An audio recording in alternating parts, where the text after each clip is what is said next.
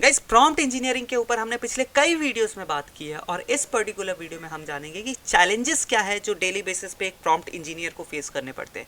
क्योंकि prompt engineer भी एक फील्ड है जैसे कि कोई दूसरे फील्ड होते हैं जिसमें हर टाइम आपको कहीं ना कोई चैलेंजेस फेस करने पड़ते हैं। हर फील्ड में कुछ ना कुछ चैलेंजेस होते हैं, राइट। तो उसी तरीके से प्रॉम्प्ट इंजीनियरिंग के अंदर भी कुछ चैलेंजेस होते हैं, सेट चैलेंजेस होते हैं जिनको आपको फेस करना पड़ता है, टैकल करना पड़ता है।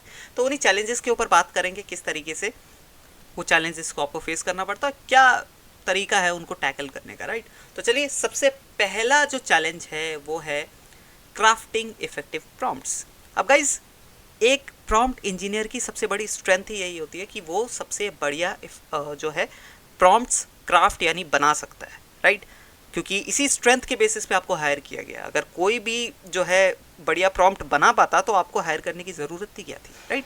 आपकी स्ट्रेंथ ही यही है कि आप सबसे बढ़िया जो है प्रॉम्प्ट्स बना सकते हैं। बट स्टिल कई बार ऐसे प्रॉब्लम्स आ जाती है क्योंकि रेगुलर बेसिस पे आपको बढ़िया से बढ़िया प्रॉम्प्ट जो है बनाने पड़ते हैं हर नीड के लिए, हर पर्टिकुलर रिक्वायरमेंट के लिए।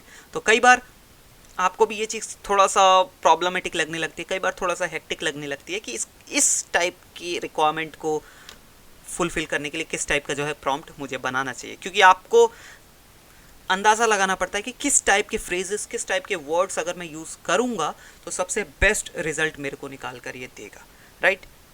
क्योंकि जैसा कि मैंने पिछले वीडियोस में भी मेंशन करा है, एआई टूल्स जो होते हैं वो नॉर्मल हमारे जिस तरीके से हम बात कर रहे हैं एक दूसरे से, उस तरीके से अगर हम उसको अपनी रिक्वायरमेंट समझाएं या बताएं तो बहुत हद तक हो सकता है कि वो हमारी रिक्वायरमेंट को प्रॉपरली समझ ना पाए और सारी चीज़ें ब्लंडर कर दे, ख़राब कर दे, राइट।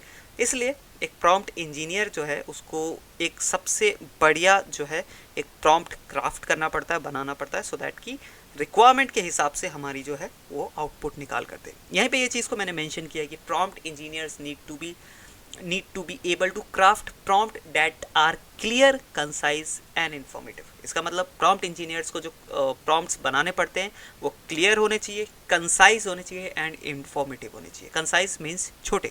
अब आप एक पन्ना बड़ा, एक पेज बड़ा 1000 वर्ड का, 2000 वर्ड का प्रॉम्प्ट थोड़ी लिख सकते हैं, राइट। तो आपको कम से कम शब्दों में कम बढ़िया से बढ़िया इन्फॉर्मेशन देना है, सो दैट कि आपका जो एआई टूल है सामने वो समझ सके आपकी रिक्वायरमेंट क्या है। इसके अलावा they also need to be able to anticipate how the language model will interpret the prompt and generate the desired output. So जैसे कि मैंने कहा था कि प्रॉम्प्ट इंजीनियर्स को अंदाज़ा लगाना पड़ता है कि किन वर्ड्स को, किन फ्रेजेस को अगर मैं यूज़ करूँगा तो मेरा जो एआई टूल है वो सबसे बढ़िया तरीके से उसको समझ पाएगा एंड जो डिज़ायर्ड रिजल्ट है, जो हमारा मनचाहा रिजल्ट है वो निकाल कर देगा, ठीक है। तो कई बार ये चीज़ थोड़ी सी चैलेंजिंग हो जाती है, इसलिए इसको मैंने यहाँ मेंशन किया है। नेक्स्ट चैलेंजेस जो हमारे प्रॉम्प्ट इंजीनियर्स को फेस करनी पड़ सकती है वो है डीलिंग विद मॉडल एम्बिग्विटी। अब गाइस, ये जो टेक्नोलॉजी है, जैसा कि एआई की टेक्नोलॉजी, ये रेगुलर बेसिस पे बहुत ज़्यादा रैपिडली ये चेंज होती जा रही है, राइट। एवरीडे बेसिस पे आप कुछ ना कुछ नए नए अपडेट्स देखते होंगे कि इन टेक्नोलॉजी के ऊपर नए नए अपडेट्स आ रहे हैं। जैसे कि जब चैट जीपीटी की बात की जाए तो वो चैट जीपीटी 3.0 आया था।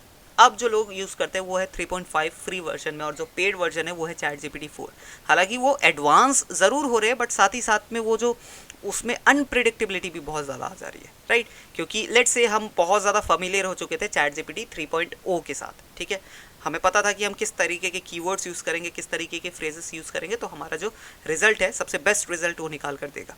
बट जब वो नया अपडेट आता है, टेक्नोलॉजी थोड़ी सी चेंज होती है तो उसमें अनसर्टेनिटी, अनप्रिडिक्टेबिलिटी बहुत ज़्यादा बढ़ जाती है। कई बार जो हम सोच रहे होते हैं उस टाइप का हमको रिजल्ट्स नहीं मिलता बढ़िया से बढ़िया प्रॉम्प्ट लिखने के बावजूद, राइट। वो क्यों होता है? क्योंकि टेक्नोलॉजी में जो है बहुत ज़्यादा रैपिड चेंज आ रहा है और साथ ही साथ में हज़ारों टूल्स एवरीडे बेसिस पे लॉन्च हो रहे हैं जो कि आपके रोज़मर्रा रेगुलर बेसिस जो ऑफिस टास्क होते हैं उसको बहुत ज़्यादा ऑटोमेट करने में मदद कर रहे हैं। बट शर्त यह है कि आप उनको जो है बढ़िया से बढ़िया प्रॉम्प्ट बना कर दें, राइट। और हर टूल के साथ जो है फैमिलियरिटी करना कई बार थोड़ा सा हेक्टिक हो जाता है, कई बार थोड़ा सा ज़्यादा चैलेंजिंग हो जाता है। क्योंकि लेट्स से अभी हम सिर्फ कंटेंट जनरेशन टूल की बात करें तो उसमें ही कितने हज़ारों टूल है यहाँ पे। कुछ टॉप की बात करूँ जैसे कि तो हमारा चैट जीपीटी हो गया, बार्ड हो गया गूगल का, परप्लेक्सिटी हो गया, जैस्पर हो गया, उसके बाद writer.ai हो गया। तो 4-5 तो मैंने गिना दिया और ऐसे कई टूल्स हैं। तो कई बार हमें डिफरेंट टूल्स को यूज़ करना पड़ता है और ये जब हमें बहुत सारे टूल्स को यूज़ करना पड़ता है तो वहाँ थोड़ी सी अनप्रेडिक्टेबिलिटी बढ़ जाती है, क्योंकि प्रॉम्प्ट इंजीनियर भी एक इंसान होता है और उसको किस टूल में किस टाइप का जो प्रॉम्प्ट लिखूंगा सबसे बेस्ट रिजल्ट वो मेरे को निकाल कर देगा, उसको याद रखने में थोड़ी सी कई बार परेशानी हो सकती है, राइट। तो ये थी सेकेंड चैलेंज जो प्रॉम्प्ट इंजीनियर्स को फेस करनी पड़ती है, वो है डीलिंग विद मॉडल एम्बिग्विटी। अब नेक्स्ट जो चैलेंज है, लास्ट चैलेंज मैंने यहाँ मेंशन करा है, वो है keeping up with evolving technology. अब जो जैसा कि मैंने पिछले जो स्लाइड में भी कहा आपको, जो टेक्नोलॉजी है बहुत ज़्यादा रैपिडली चेंज हो रही है, राइट। तो कई बार प्रॉम्प्ट इंजीनियर्स को जो इन टेक्नोलॉजी के साथ कंधे से कंधा मिला के चलना पड़ता है। कई बार क्या, हमेशा जो टेक्नोलॉजी के साथ है कंधे से कंधा मिलाकर चलना पड़ता है। आपका इवन जो करियर है, prompt engineer as a career है, वो भी अपडेटेड टेक्नोलॉजी के ऊपर ही डिपेंड करता है, राइट। क्योंकि एक एआई टेक्नोलॉजी आई जिसके वजह से आपका ये करियर बन पाया, राइट। अगर ये टेक्नोलॉजी नहीं आती तो आपका करियर ही नहीं बन पाता, क्योंकि लोग फिर उसी तरीके से ट्रेडिशनल तरीके से लोग काम कर रहे होते, चीज़ों को ऑटोमेट थोड़ा कम कर पा रहे होते, बट कर रहे होते, राइट, उसी तरीके से।